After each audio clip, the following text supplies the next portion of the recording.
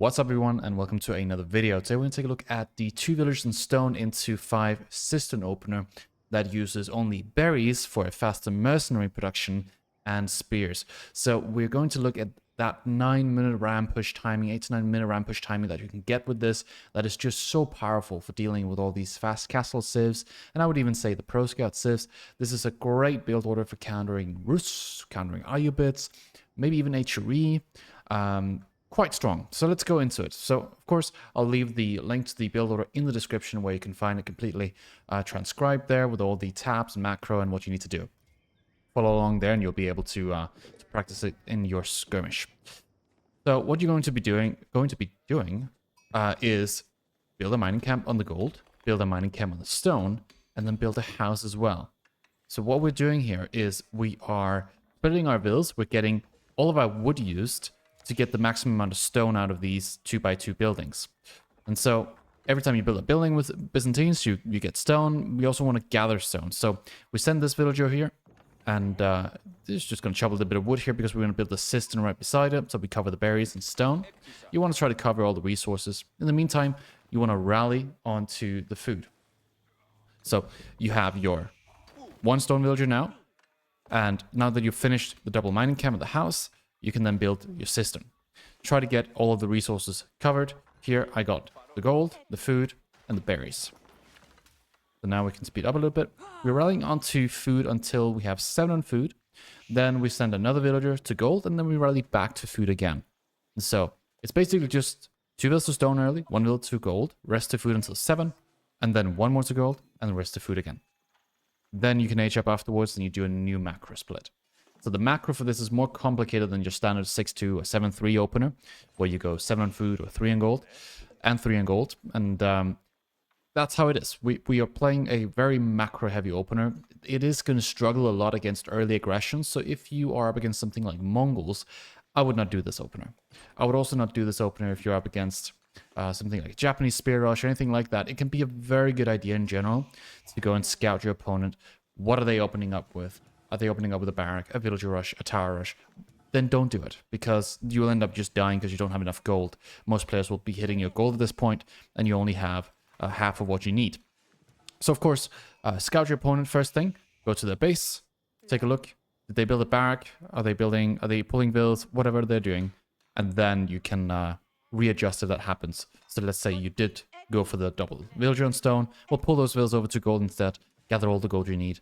And then you can go to Feudal Age if you're being tower rushed. Make spears to burn down the tower. About 7-8 spears is really good. You can also, if they haven't tower rushed and they just have spears running around, you can make some archers and then play Keshik Archer. You have a lot of options that way. Alright, we're about 2 minutes and 30 seconds into the build now. We have 2 villagers on gold. We have the 2 on stone here. We've started our second cistern and we're going to connect these 2 immediately. This will also cover our stone now, whereas this system before could not cover stone. We are now going to cover stone with the second one. So always try to cover the rest of the resources that you need with your second system. And as you can see, we still don't have the wood. So that will be our third system. Then we're going to build Grand Vinery, and we're going to do that with our food villas. 4 food villagers, we'll build the Grand Vinery. 2:30 is when we age up, and we're going to be second age about 4 minutes and 15 seconds. Alright, so now we connect with the aqueduct. We keep the 2 villagers here. We keep the 2 villagers over here on stone as well, because we want to keep having them there until we have 5 cisterns. Then we leave 4 on food, and we start rallying wood until we have 8 villagers on wood. So you mark 8 villagers on wood, then you can go back to berries, and that's going to help you get the barracks, the mercenary camp, the blacksmith, and just non-stop produce limitanei and javelins, or longbows if you're into that. If you were forced into an archer range early, don't be afraid to play Keshik Archer. It's actually really good. And you can even add spears to that and have a really good comp there too. Plus, the castle age with Keshiks is even better in some instances than javelins, due to the fact that they perform almost the same as knights. I like to build my house up here if I'm not being attacked early. That house is going to give me the vision I need later on when I upgrade the house. It's about 4:15 now. We're up with Grand Vinery, and now we need to pull our food villas over to the berries.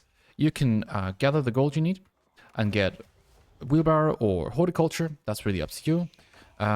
You don't need to prioritize double broadaxe because you're not going to go with more than 8 villagers on this. Always prioritize your tier 1 upgrades for the resources that you have the most amount of villagers on. Alright. So here I pull my villas over to berries. This could have been done a bit earlier, but it doesn't matter too much. And then we connect our third cistern here. The reason I build it over here is because that's where my next berry batch is. So you don't want to make it in farms with this build. You want to gather berries. You want to go for your first one, your second one, and then lastly your third one. And that's going to give you a ton of oil. And you need that oil to make more javelins. This is a rather aggressive build in the mid game. It has a really strong timing attack. And so if you start making farms, you'll slow yourself down too much. Get the barracks up and running. Here I've connected these two. And I'm going to switch this one to Dialecticus soon. And then I can build buildings around the middle area here and have them all under the influence of both Conscriptio and Dialecticus. And so if you didn't know, if you have two systems touching one building, the building will benefit from both of the bonuses here. So Conscriptio and Dialecticus are both being applied to the barrack, which means I don't need to switch these two around and toggle them.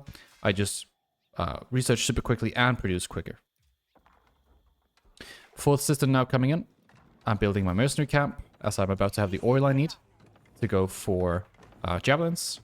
Depends on the matchup what you want to go for. If you're up against something like Rus, javelins are a really good idea because they deal well with horse archers. They also have a high base damage, so if they make knights, you can just upgrade +1 blacksmith on the range damage and then take out the knights. Grand Minery, got the mercenary house. We're going to go for a blacksmith next, and we're able to get our 5th cistern now. We're going to go ahead and build that. Now we pull away from stone in a moment. I think I overgathers. No, I didn't overgather. I wanted to get the stone for the aqueduct. And now we're producing limonene. We're getting a blacksmith. Pull away from stone. And then when they're done with this berry, we go for this berry instead.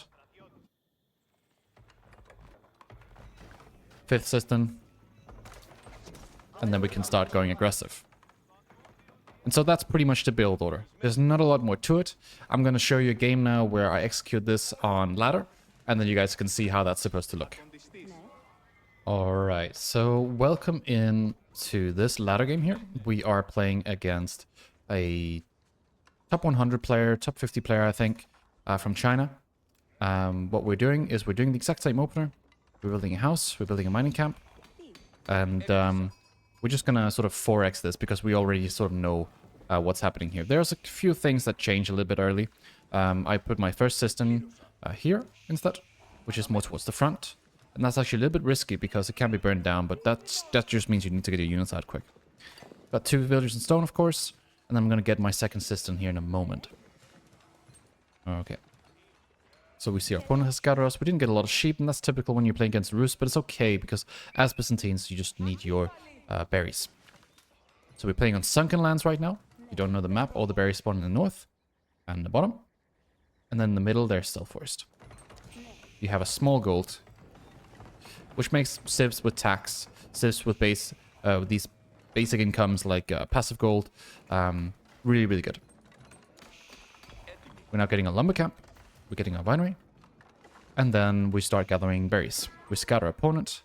And we are assuming that they're going to go for a fast castle play, but we need to check if there's some early aggression. And we see the stable, which would mean that they're going to go for knights. One thing you might want to watch out for is this bug here, where if you build connecting aqueducts like this, then they can be broken up. So what you can see here is the blueprint actually ruined our system. And that's pretty annoying. I don't want to waste my wood on this mining camp right now, so I'm just going to go ahead and gather more wood over here. And then get a barrack out with the spears. And of course the idle time on the villa as well from repairing and stuff can be a little bit of a problem. Mercenary house. I'm getting my javelin throwers. More houses. Gathering the berries. Trying to keep watch of where that knight is, and you can see it's right here.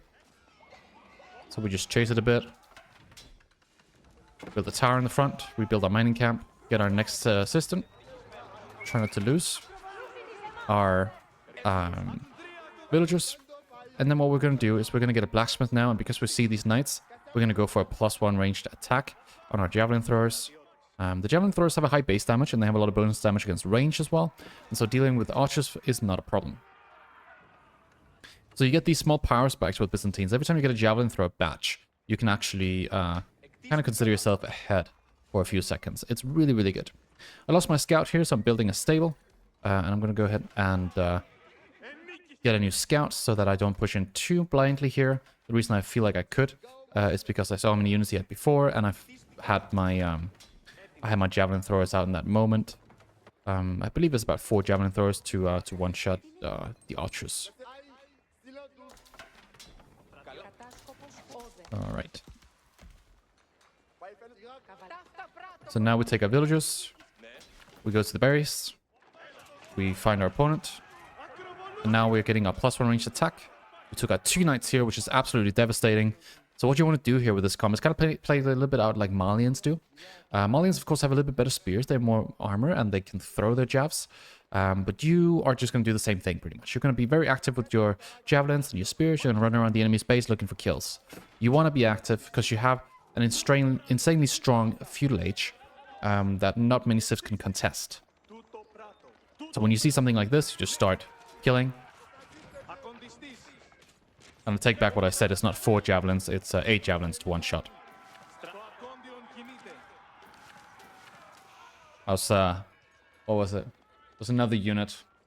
I think it was Genitors that, where you needed 4 of them or something, and then you started one-shotting horse archers. I think that's what I confused myself a bit here with. Alright. So wooden fortresses, not a problem. All of the houses are together here, so we have a really, really good opportunity to go for siege engineering, which I just got through. So siege engineering just came through, and of course we have our 5 cisterns as well. Everything's connected. We actually have 6 cisterns because we wanted to get this one through with the bonus here. What we're going to do now is we're going to get, of course, our ram out. We also have ranged armor. We have wheelbarrow. Those are the upgrades. And we're just non-stop producing javelins and spears. And I make about 2 rams here. They're really good offensively as well because you can do a lot of damage. You start attacking this quite early here. But now we just push in, activate the shield wall, and then we burn everything down. The reason you can get like 40 units here at a minute 11 with only mercenaries and spears is because we didn't make any farms. So if you're used to playing Byzantines, making a lot of farms early is a big problem. You need to only do that if you're on a map that doesn't have a lot of food to give you oil. That means if your berries are far away. Now, I don't want to go all the way down here, which I probably should have done considering he's actually out here. So I'm either going to be gathering deer, or if I want to continuously get oil, I need to make farms. Infantry is quite slow, and one of the ways that I could really mess up my economy here is if I move out too fast to other sources. But it's not going to matter too much because the game's already over. Here you would just slow push and take out all of the production. You basically take no fire, no damage when you're dealing with limited ace. So that's it for this guide. Hope you guys have enjoyed this. I'll catch you guys in the next one. Peace.